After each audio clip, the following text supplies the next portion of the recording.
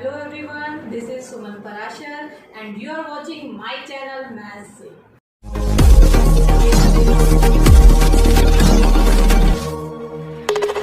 Hello students, last video में हमने elimination method की वर्ड प्रॉब्लम की और आज हम समझेंगे क्रॉस मल्टीप्लिकेशन मेथड। तो आइए स्टार्ट करते हैं। क्रॉस मल्टीप्लिकेशन मेथड, इसको आपको कैसे करना है? सबसे पहले जो भी आपकी लीनियर इक्वेशन दी होंगी उनको आपको स्टैंडर्ड फॉर्म में लिखना है। स्टैंडर्ड फॉर्म मीन्स आपको इक्वल्स टू जीरो फॉर्म में लाना है।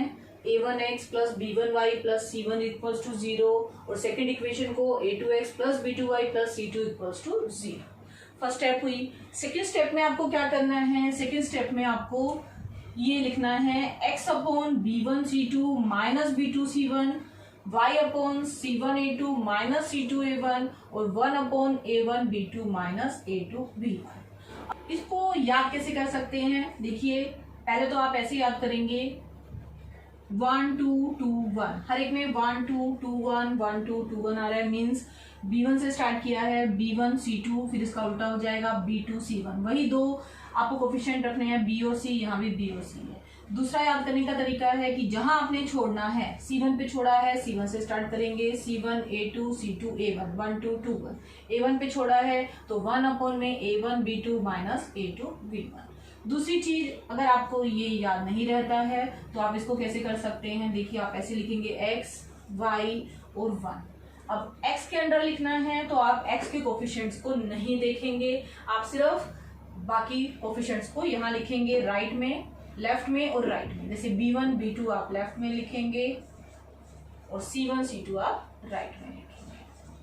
अब y की टर्न, y का ऑलरेडी आप c1 c2 लिख चुके हैं, तो अब क्या करना है? हमें y के कोफिशिएंट्स को नहीं देखना है। c1 c2 ऑलरेडी आ चुके हैं तो बचे a1 a2। तो राइट साइड पे a1 a2, left side occupied है ऑलरेडी। अब आपको 1 अपॉन में लिखना है तो a1 a2 आ चुके हैं और वैसे भी 1 कांस्टेंट टर्म है, मींस कांस्टेंट वाले नहीं लेने हैं। a1 a2 कोफिशिएंट आ चुके हैं, अब बचे b1 b2, तो आप लिखते हैं यहाँ b1 b2। तो लर्न करने के लिए क्या किया जाता है फिर? क्योंकि मेथड का नाम है क्रॉस मल्टीप्लिकेशन, तो यहाँ ऐसे क्रॉस में मल्टीप्लाई किया जाता है। b1 c2 x अपॉन में, देखिए पहला मिल गया b1 c2, बीच में माइनस का साइन b2 c1। इसी तरह से y के लिखने हो तो फिर हम c1 a2, देखो c1 a2 है पहला, फिर बीच में माइनस का साइन c2 a1। 1 अपॉन में लिखना है तो a1 b2 minus a2 b1। Means हमें स्टार्ट कहाँ से करना है? यहाँ b1 लिया था, यहाँ c1 से स्टार्ट किया, यहाँ a1 से। तो ऐसे भी आप लर्न कर सकते हैं और डायरेक्टली ये तीनों कॉलम को भी आप ऐसे याद कर सकते हैं। उसके बाद क्या करना है? उसके बाद आप इनके सॉल्यूशन निकालेंगे। कैसे? जब आपको x वेरिएबल निकालना है तो आप लेंगे ये वाला कॉलम और ये वाला कॉलम। मीन्स x कैसे निकलेगा? इसको आप रहने दीजिए, सिर्फ फर्स्ट टू को अपने माइंड में रखिए। तो x क्या मिलेगा? b1 c2 क्रॉस मल्टीप्लिकेशन में यहाँ जाएगा, minus b2 c1, b1 c2 minus b2 c1 over a1 b2 minus a2 b। और अगर आपको y का निकालना है तो आपको x की रिक्वायरमेंट नहीं है, तीनों आपस में इक्वल है। y निकालने के लिए आपको क्या करना है? क्रॉस मल्टीप्लिकेशन से ये फिर यहाँ आ जाएगा, तो y आपको क्या मिल गया? y मिल गया c1 a2 minus c2 a1 over a1 b2 minus a2 b1। और ये कोफिशिएंट्स आपको इक्वेशन में गिवन होते हैं, उससे आप x और y निकाल सकते हैं। अब हम इसकी वर्किंग देखें। क्वेश्चन नंबर फर्स्ट का फर्स्ट पार्ट, इसमें आपको बोला गया है कि पहले आपको चेक करना है कि whether it is a case of no solution, unique solution और इनफाइनाइटली मैनी सॉल्यूशन। तो वो हम कैसे चेक करेंगे? सबसे पहले आप इसको कंपेयर करेंगे किससे? a1x plus b1y plus c1 equals to zero. First equation को इससे कंपेयर करना है और सेकंड को आप कंपेयर करेंगे a2x b2y plus c2 is equals to zero. तो ये फर्स्ट, ये सेकंड। तो कंपेयर करने के बाद आपको a1 मिलता है 1, b1 is minus 3, c1 minus 3, a2 3, b2 minus 9 और c2 माइनस 2। अब आप रेशोज निकालेंगे, a1 बाय a2 आपको मिला 1 बाय 3, b1 बाय b2 निकालेंगे तो माइनस 3 बाय माइनस 9, वो भी मिला 1 बाय 3, c1 बाय c2 निकालेंगे -3/-2 दैट इज 3/2। तो हमने क्या नोटिस किया, a1/a2 is equals to b1/b2 but not equals to c1/c2। और ये कौन सी सिचुएशन है, ये ऐसा अगर हो रहा है तो ये नो सॉल्यूशन का केस है। तो इसमें हम आगे प्रोसीड नहीं करेंगे, यहाँ सॉल्यूशन ही नहीं है। हम कब प्रोसीड कर सकते हैं, जब यहाँ पे यूनिक सॉल्यूशन। फर्स्ट क्वेश्चन का सेकंड पार्ट, सबसे पहले वही आपको चेक करना है कि whether it is unique solution, no solution और इनफाइनाइटली मैनी सॉल्यूशन। कैसे चेक करेंगे, सबसे पहले कंपेयर कर लेते हैं a1x plus b1y plus c1 is equals to 0 और a2x plus b2y plus c2 is equals to 0। और हमें क्या करना है, हमें इक्वल्स टू 0 वाली फॉर्म बनानी है। तो आप कैसे बनाएंगे, इसको -5 इसको -8 इक्वल्स टू 0 कर दीजिए। अब हमें क्या करना है, a1 कितना है 2, कंपेयर करके लिखना है b1 1 c1 -5, a2 3 b2 2 c2 -8। अब आप रेशियोज निकालेंगे, a1/a2 2/3 आ रहा है, b1/b2 1/2 आ रहा है। तो यहीं से आपको दिख रहा है a1/a2 is not equals to b1/b2। तो यहाँ पे आपको यूनिक सॉल्यूशन मिल रहा है, हम आगे प्रोसीड कर सकते हैं, हम क्रॉस मल्टीप्लिकेशन मेथड इसमें अप्लाई कर सकते हैं। तो कैसे करेंगे, आपको क्या करना है, ये आपने कोफिशिएंट्स लिखे हुए हैं। अब आप लिखिए x अपॉन, स्टार्ट कहाँ से करते हैं, b1 से, b1c2 माइनस b2 c1। अब y अपॉन में c1 से लेना है, c1 a2 minus c2 a1 और 1 अपॉन में a1 b2 minus a2 b1। Next step में क्या करना है, यहाँ वैल्यू सब्स्टिट्यूट करनी है। तो b1 आपका क्या है, देखिए b1 1 c2 8, क्रॉस में आपको मिलते हैं, क्रॉस मल्टीप्लिकेशन मेथड है। तो 1 -8 माइनस में 2 इंटू -5 मीन्स b2 c1, ये वैल्यूज हमने सब्स्टिट्यूट कर दी। नेक्स्ट स्टेप में y upon c1 a2, c1 ये है a2 ये है, 3 इंटू -5, नेगेटिव टर्म्स हैं तो आप ब्रैकेट का यूज कीजिए, माइनस में c2 a1 -8 2, फिर से ब्रैकेट इंटू 2। अब आपको क्या करना है, 1 upon a1 b2 2 into 2 minus में a2 b1 3 इंटू 1।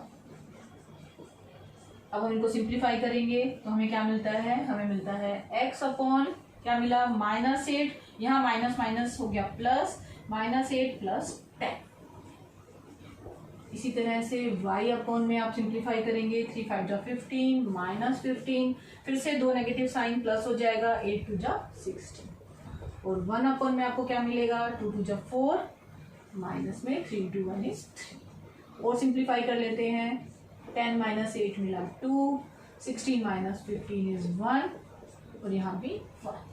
x की वैल्यू निकालनी है तो हमें क्या चाहिए, x/2 इक्वल्स टू 1/1 और यहाँ से आपको x का वैल्यू मिल जाता है 2। y निकालना है तो इन दोनों को इक्वेट करेंगे, y/1 इज इक्वल्स टू 1/1 और यहाँ से y आपको मिलता है 1। मीन्स आपको क्या सोल्यूशन मिला, x is equals to 2, y is equals to 1 by cross multiplication method. First question का थर्ड पार्ट, तो सबसे पहले हमें क्या करना है, हमें इसको स्टैंडर्ड फॉर्म में कन्वर्ट कर लेना है। कैसे करेंगे, -20 यहाँ लेके आएंगे इक्वल्स टू 0, सेकेंड इक्वेशन में भी 40 को लेफ्ट साइड पे लेके आएंगे। फिर क्या करना है, फिर इनको कंपेयर करना है, इससे a1x plus b1y plus c1 equals to 0, first equation को इससे कंपेयर करना है और सेकेंड को इससे कंपेयर। तो यहाँ से आपको कोफिशिएंट क्या मिले, a1 मिला 3, b1 -5, c1 -20, a2 आपको मिला 6, b2 -10 और c2 मिला -40। फिर से रेशो निकालेंगे, a1/a2 3/6 हाफ मिला, b1/b2 -5/-10 फिर से हाफ मिला, c1/c2 -20/-40 फिर से हाफ मिला। तीनों इक्वल आ गए, means a1/a2 equals to b1/b2 equals to c1/c2। कौन सा केस होता है ये, इनफाइनाइटली मैनी सॉल्यूशन। तो इनफाइनाइटली मैनी सॉल्यूशन में हम क्रॉस मल्टीप्लिकेशन मेथड का यूज नहीं कर सकते हैं, इसलिए इसको भी हम यही छोड़ देते हैं। फर्स्ट क्वेश्चन का फोर्थ पार्ट, इसमें हमें दो इक्वेशन दी गई है, फिर से वही करना है। सबसे पहले इनको स्टैंडर्ड फॉर्म से कंपेयर करना है। तो आपको A1 मिलता है 1, B1 -3, C1 -7, A2 3, B2 -3, C2 -15। पहले आप रेशो निकालेंगे, चेक करेंगे कि यहाँ आपको यूनिक सोल्यूशन मिल रहा है कि नहीं मिल रहा है। तो 1/3 आया A1/A2, B1/B2 निकालेंगे, -3/-3 दैट इज 1, इक्वल नहीं है। अब A1/A2 अगर B1/B2 के इक्वल नहीं होता है तो वो आपका यूनिक सॉल्यूशन होता है। अब हम क्या करेंगे, अब हम इस पे क्रॉस मल्टीप्लिकेशन मेथड लगाएंगे। तो x अपॉन में स्टार्ट करेंगे B1C2 -B2C1। अब C1 A2 -C2A1 और 1 अपॉन में क्या होता है A1 B2 -A2 B1। ये अब आपको लर्न हो गया है। अब हम वैल्यू सब्स्टिट्यूट करेंगे। B1C2 -3 -15 रोज में मिल रहे हैं हमें। इसी तरह से B2C1 -3 -7। फिर आपको क्या करना है, y अपॉन में value C1 A2 3 × -7 C2 A1 -15 × 1 और लास्ट में 1 अपॉन में A1 B2 -A2 B1 1 × -3 और आपको माइनस में क्या करना है 3 × -3। नेक्स्ट स्टेप में हम इसको सिंप्लीफाई करेंगे तो आपको क्या मिलता है, x अपॉन में आपको क्या मिला 15 3 × 45 माइनस में 7 3 × 21, दोनों माइनस माइनस है प्लस हो जाएगा तो बीच का माइनस साइन रहेगा -21, 45 -21 y अपॉन में 7 3 × 21 माइनस साइन के साथ, दो माइनस हैं तो माइनस माइनस प्लस, प्लस का 15 और 1 अपॉन में आपको क्या मिला -3 और यहाँ हो जाएगा +9। फिर से सिंप्लीफाई करेंगे तो आपको मिला x अपॉन में 45 में से आप 21 को माइनस करेंगे तो आपको मिला 24। y अपॉन में यहाँ से आपको मिलेगा -6 और यहाँ आपको 9 - 3 मिला प्लस का 6। अब आपको x की वैल्यू निकालनी है तो फर्स्ट ग्रुप और लास्ट ग्रुप आपको लेना है। तो x/24 1/6 तो यहाँ से x क्या मिल जाता है 24 को शिफ्ट करेंगे तो 24/6 दैट इज 4। y निकालना है लास्ट टू ग्रुप से मिलेगा तो यहाँ से आपको y क्या मिलता है -6 इधर शिफ्ट हो गया -6/6 दैट इज -1। तो आपको सॉल्यूशन क्या मिलता है इस मेथड से x = 4 y = -1। आप चेक भी कर सकते हैं, बाकी मेथड से भी आपको सेम ही सॉल्यूशन मिलने वाला है। अब जो मैंने क्वेश्चन लिया है ये क्वेश्चन मुझे एक मेरी स्टूडेंट ने दिया है। ये क्वेश्चन आपकी नेक्स्ट एक्सरसाइज से रिलेटेड है। अगर इसको आप अभी समझ लेते हैं तो आगे आपको उसका बेनिफिट हो जाएगा। तो इसमें आपको क्या है देखिए, इसमें आपको कुछ वर्ड्स जो हैं नए हैं आपके लिए। ए boat is running अपस्ट्रीम्स, takes 6 hours 30 minutes to cover a certain distance and it takes 3 hours to cover the same distance downstreams। ये upstreams, downstreams ये वर्ड्स आपके लिए न्यू हैं। तो सबसे पहले आप देखिए इसमें हमें निकालना क्या है, हमें निकालना है स्पीड ऑफ द बोट और speed of the water current और फिर निकालना है उनका रेशियो। स्पीड ऑफ बोट, अगर आप सिंपली ऐसे पानी में चल रहे हैं, बिल्कुल कहीं उसमें कोई लहर नहीं है, तो आपकी जो बोट की स्पीड होती है वो एकदम कांस्टेंट रहती है। अगर आप x km/h की स्पीड से चल रहे हैं तो आप उसी स्पीड से ही चलते रहेंगे। पर यूजुअली ऐसा नहीं होता है, उसमें वाटर करंट होता है। वाटर करंट मीन्स उसमें ऐसे लहरें उठती रहती हैं, तो ये होता है वाटर करंट। अब आपकी बोट यहाँ है और आपकी बोट को अपवर्ड जाना है, आपकी बोट को अपवर्ड जाना है। अपवर्ड जाने के लिए क्या होता है, उसकी स्पीड रिड्यूस हो जाती है इस वाटर करंट के स्लोप की वजह से। और जब उसको डाउनवर्ड जाना होता है तो यूजुअली जो उसकी स्पीड होती है मींस एक्स स्पीड है, यहाँ उसकी स्पीड एक्स से रिड्यूस हो जाएगी वाटर करंट की स्पीड की वजह से। और जब वो डाउनवर्ड में जा रहा है तो वाटर करंट की वजह से उसकी स्पीड बढ़ जाएगी। वैसे भी यूजुअली आप स्लोप में अगर नीचे की तरफ जा रहे हैं तो आपकी स्पीड बढ़ जाती है, और अगर आप ऊपर की तरफ जा रहे हैं तो आपकी स्पीड कम हो जाती है। किसकी वजह से हुई? Water current. तो वाटर करंट की स्पीड अगर y है तो बोट की स्पीड अपस्ट्रीम में मीन्स की जो आपकी एवरेज स्पीड आएगी वो x माइनस वाई हो जाएगी अपवर्ड्स में। और अगर यहाँ फिर से y इसका स्पीड ऑफ स्ट्रीम है तो यहाँ हो जाएगी x प्लस वाई। तो speed upwards x minus y, speed downwards x plus y. तो अब चलिए क्वेश्चन को हम स्टार्ट करते हैं। Speed of boat, speed of water current, तो हमें दोनों को एज्यूम करना है। लेट स्पीड ऑफ बोट आपने लिया x किलोमीटर पर आवर और स्पीड ऑफ वाटर करंट हमने लिया y किलोमीटर पर आवर। अब हमें क्या निकालना है? अब हमें निकालनी है अपवर्ड स्पीड और डाउनवर्ड स्पीड। तो अपवर्ड स्पीड निकाल लेते हैं।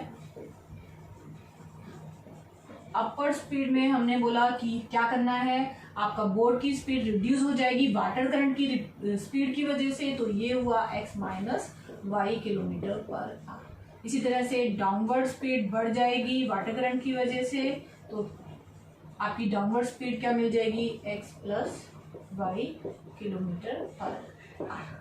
अब टाइम अपवर्ड्स में अलग दिया है, डाउनवर्ड्स में अलग दिया है, पर डिस्टेंस सेम है। दोनों में डिस्टेंस सेम है। टोटल डिस्टेंस उसको हम d किलोमीटर मान लेते हैं। अब हम अपवर्ड की बात कर रहे हैं पहले, तो आप अपवर्ड में देखिए आपका कितना टाइम लगा। टाइम लगा 6 hour 30 minutes. 6 hour 30 minutes, 30 minutes को भी आवर्स में कन्वर्ट कर लेते हैं क्योंकि सब आवर्स में ही है यूनिट्स। तो 6 hour plus half an hour means 6.5 hour, और इसको आप मिक्स फ्रैक्शन में लिख सकते हैं 13/2 आवर्स।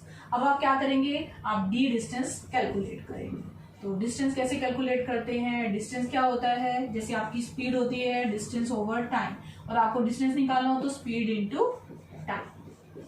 स्पीड इंटू टाइम, यहाँ एस मैंने स्पीड के लिए लिखा है। स्पीड क्या है? देखिए अपवर्ड की बात हो रही है तो हम अपवर्ड डिस्टेंस ही निकाल रहे हैं। यहाँ अपवर्ड लिख लीजिए, वैसे तो डिस्टेंस दोनों में सेम है। तो अपवर्ड डिस्टेंस को हमने निकाला स्पीड इंटू टाइम से। स्पीड क्या है आपका अपवर्ड में? x माइनस वाई, और टाइम हमने अभी निकाला है 13/2। तो आपको क्या मिला? 13/2 x माइनस 13/2 y। ये आपको डिस्टेंस मिल गया, मीन्स ये किलोमीटर में आ गया। ये डिस्टेंस हमने निकाला अपवर्ड डिस्टेंस। अब हम निकालते हैं डाउनवर्ड डिस्टेंस। दोनों सेम है तो दोनों को आप डी से ही डिनोट कीजिए। डाउनवर्ड टाइम भी हमें दिया हुआ है, डाउनवर्ड के लिए कितना दिया हुआ है? 3 आवर्स। तो यहाँ भी हमें क्या निकालना है? यहाँ भी हमें डिस्टेंस ही निकालना है क्योंकि हमारे पास डिस्टेंस सेम है। ये हमें गिवन है, इसका हम यहाँ यूज कर रहे हैं। फिर से डिस्टेंस डी रहेगा, चाहे वो अपवर्ड हो या डाउनवर्ड, क्योंकि डिस्टेंस चेंज नहीं हो रहा। ऊपर से नीचे जाओ या नीचे से ऊपर आओ, डिस्टेंस सेम रहता है, डिस्टेंस सेम रहेगा। फिर से वही स्पीड इंटू टाइम। अब डाउनवर्ड स्पीड तो x प्लस वाई थी और टाइम 3 था, इसको भी कैलकुलेट कर लीजिए। 3x plus 3y kilometre. अब हमें जो गिवन कंडीशन है क्या है कि दोनों डिस्टेंस सेम है, दोनों d के इक्वल हैं, मीन्स हम दोनों को आपस में इक्वेट कर सकते हैं। तो अब हम इक्वेट कर देते हैं। 13/2x minus 13/2y is equals to 3x plus 3y। ये भी डिस्टेंस, दोनों को इक्वेट किया। x को एक साइड कर लेते हैं, y को एक साइड। तो 13/2x minus 3x 3y plus 13/2y। इसको सोल्व कर लीजिए एलसीएम लेके। दोनों तरफ एलसीएम 2 आएगा तो आपको यहाँ मिलेगा 13x माइनस 6x और यहाँ मिलेगा 6y प्लस 13y। 13 में से आपको 6 माइनस करना है तो आपको मिलेगा 7x/2 और यहाँ ऐड करना है तो 19y/2। 2 से 2 आप कैंसिल कर सकते हैं। अब आ जाइए, क्या निकालना क्या है? हमें रेशियो निकालना है। किसका? स्पीड ऑफ बोट और speed of water current means x over y। हमें चाहिए x/y रेशियो, तो 7x over y is equals to 19। ये 7 भी आपको यही चाहिए तो इसको आप यहाँ लेके जाइए डिनोमिनेटर में। तो x/y आपको क्या मिला? 19/7। 7। तो यही रेशो आपको निकालना था, तो आपको क्या मिला 19:7 speed of boat ratio speed of water current. Hey Arushi, I hope you understood the concept of finding the ratio of speed of boat to the water current.